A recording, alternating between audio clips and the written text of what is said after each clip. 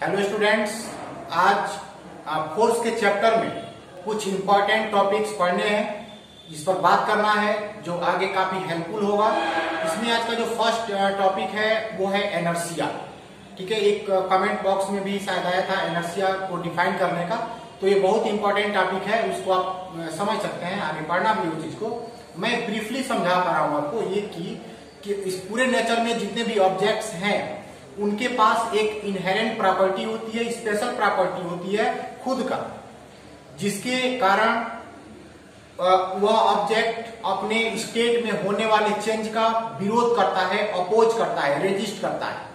ठीक है, it means अगर वो ऑब्जेक्ट स्टेट ऑफ रेस्ट में है तो इस स्टेट को बदलने का प्रयास किया जाए, इसके स्टेट में चेंज लाने का प्रयास किया जाए या चेंज लाया जाए तो उसका वो अपोज करेगा, उसका वो विरोध करेगा। ठीक है, अगर फिर दूसरी तरह से सोचिए कि एक ऑब्जेक्ट है यूनिफॉर्म मोशन में, तो उसका जो स्टेट है वो मोशन का है, तो उस स्टेट ऑफ मोशन को जब हम चेंज करने का प्रयास करेंगे, जब उसके मोशन में को चेंज करके रेस्ट में लाने का प्रयास करेंगे, ट्राई करेंगे, तो उस समय वो ऑब्जेक्ट हमारा अपोज करेगा। ठीक है, तो ये जो है हम क्या समझ गए कि अगर किसी भी ऑब्जेक्ट कोई भी ऑब्जेक्ट है तो वो जिस स्टेट में है उसी में बने रहना चाहता है, वो उसको छोड़ना नहीं चाहता, उस स्टेट में चेंज लाना नहीं चाहता। अगर आप चाहते हैं कि चेंज लाएं तो आपको बाहर से एक्सटर्नल फोर्स अप्लाई करना पड़ेगा, अनबायलेंस फोर्स अप्लाई करना पड़ेगा, तब जाकर उसके स्टेट में चेंज आएगा। ठीक है, अब ये तो इसका ब्रीफ हो गया। ठीक, इसके बाद हमें और डीपली पढ़ना है आगे कि आप इनर्शिया को मेजर कर सकते हैं। ठीक है, तो उसके लिए आपको पढ़ना होगा मास। अगर किसी भी ऑब्जेक्ट का मास जितना ज्यादा होता है उसकी इनर्शिया उतनी ज्यादा होती है, इसलिए हम नाम देते हैं कि mass is the measurement of inertia. ठीक है, इनर्शिया की जो मेजरमेंट है वो उसके मास से जानी जाती है, मास से उसका मेजरमेंट होता है। ठीक, अब हम कुछ आगे टॉपिक पर बात करेंगे और उसको डिफाइन कर सकते हैं हम लोग इनर्शिया को। The inherent property of a body by virtue of which it resist means oppose any change in its state of rest or of uniform motion in a straight line on its own is called inertia. ठीक है, किसी भी object की एक ऐसी property है, inherent property है, और जिसके कारण वो ऑब्जेक्ट अपने स्टेट में होने वाले चेंज का हमेशा अपोज करता है, चाहे वो रेस्ट में हो या यूनिफॉर्म मोशन में। ठीक है, अब इस पर बात करेंगे हम लोग गैलीलियोस लॉ ऑफ इनर्शिया पर। अगर इसको पढ़ना काफी जरूरी है। अब इसकी कहानी ये है कि बहुत साल पहले, जैसे 2000 इयर्स पहले, ये जो फिलासफर होते गैलीलियो, ये हुआ करते थे। उनके समय में एक बात कही जा रही थी, जो अरस्तु या अरिस्टोटल जिसको हम बोलते हैं, उनका अपना एक स्टेटमेंट था कि पूरे यूनिवर्स के अंदर जितने भी ऑब्जेक्ट हैं उनका अपना जो स्टेट होता है ना वो रेस्ट होता है। जितने भी ऑब्जेक्ट हैं उनका अपना जो स्टेट है वो रेस्ट है। इट मीन्स अगर आप चाहते हैं कि किसी ऑब्जेक्ट को मूव कराना, मोशन में लाना, तो आपको एक्सटर्नल फोर्स अप्लाई करना पड़ेगा, एक कांस्टेंट फोर्स रिक्वायर होगी, तब जाकर उसका स्टेट चेंज होगा और वो मोशन में आएगा। वो कई बार सामने देखते भी थे, हम भी सामने देख पाते हैं कि किसी भी कार को चला के छोड़ दो, इंजन को उसके स्टार्ट करके छोड़ दो तो कुछ दूर चलेगा, लेकिन उसका व्हील और जो रोड है उसके बीच में जो फ्रिक्शन फोर्स है वो उसको धीरे धीरे स्पीड को डिक्रीज करेगा और बाद में वो कार रुक जाएगी अगर उसको एक्सेलरेट ना किया गया तो। ठीक है, तो उनके देखने से ये बात ठीक था कि हर एक ऑब्जेक्ट का अपना जो नेचुरल स्टेट होता है वो रेस्ट ही होता है। ठीक, और इस चीज को विरोध करने वाले बाद में ये गैलीलियो हुए, गैलीलियो गैलीली, उन्होंने एक एक्सपेरिमेंट किया और एक सरफेस लिया जिसको काफी स्मूथ कर दिया, फ्रिक्शन लेस कर दिया, अप्रोक्सीमेटली फ्रिक्शन लेस सरफेस ले लिया और उस पर किसी भी एक मार्बल को जिसका सरफेस भी फ्रिक्शन लेस था एक बार मूव करा के छोड़ा तो बार बार उसी पाथ पर कह सकते हैं कि काफी देर तक मूव करता रहा। वो जितना बड़ा था सरफेस उतना दूर तक वो मूव करता रहा। उन्होंने कहा कि अगर इस सरफेस को हम इन्फिनिटी तक पहुंचा दें, बहुत बड़ा सरफेस बना दें, तो ये लाइफ टाइम इन्फिनिटी तक अपने आप चलता रहेगा, हमको बीच में उस पर फोर्स अप्लाई करने की आवश्यकता नहीं होगी।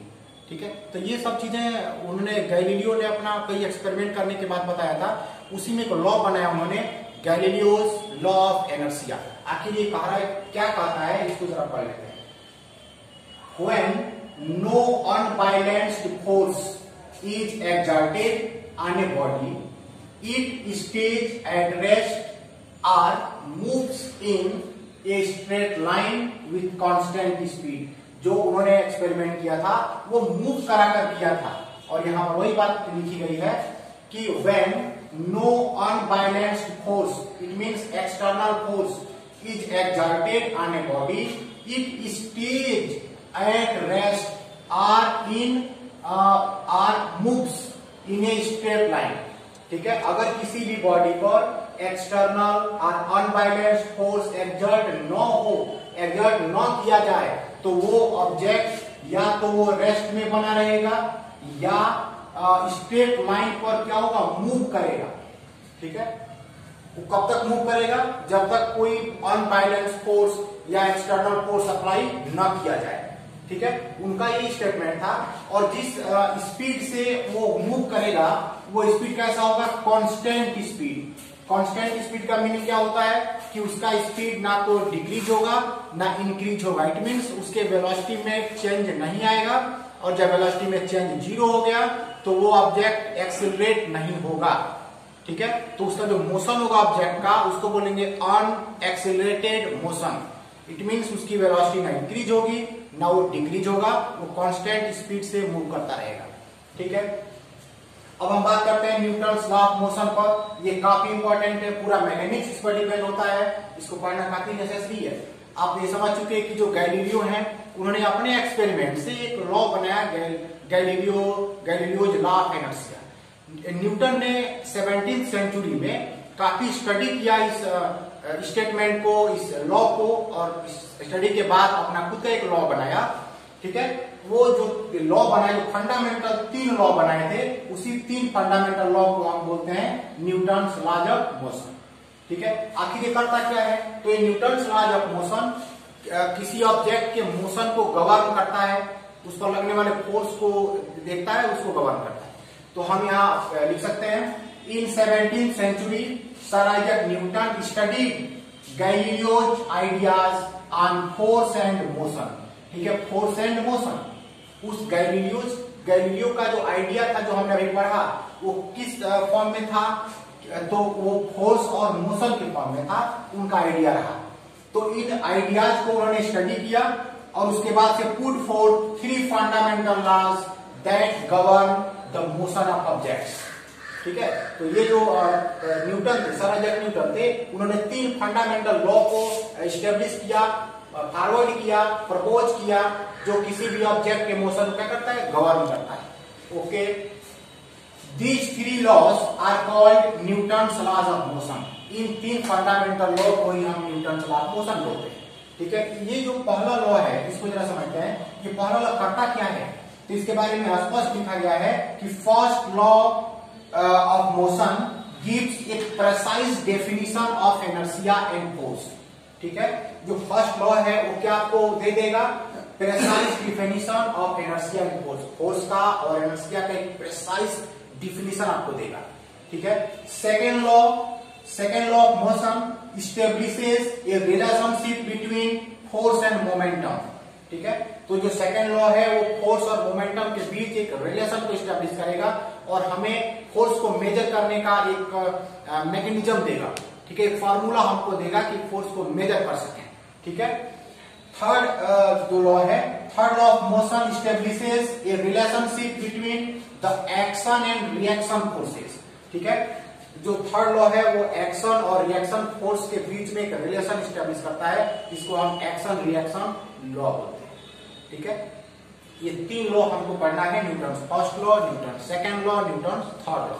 क्या करता है हम केवल जाने हैं। अब अगले वीडियो में हम ये न्यूटन के 3 लॉ पढ़ेंगे, डीपली पढ़ेंगे, लेकिन आप इसको लिखिए और जितने भी लोग इस वीडियो को वॉच कर रहे हैं, ठीक है, वो अपना नोट्स प्रिपेयर कर लें और प्रिपेयर करने के बाद से उसको पोस्ट करें ताकि ये देखा जा सके, उसको चेक किया जा सके। ठीक, अब इसके बाद का वीडियो फिर कल आएगा। Thank you.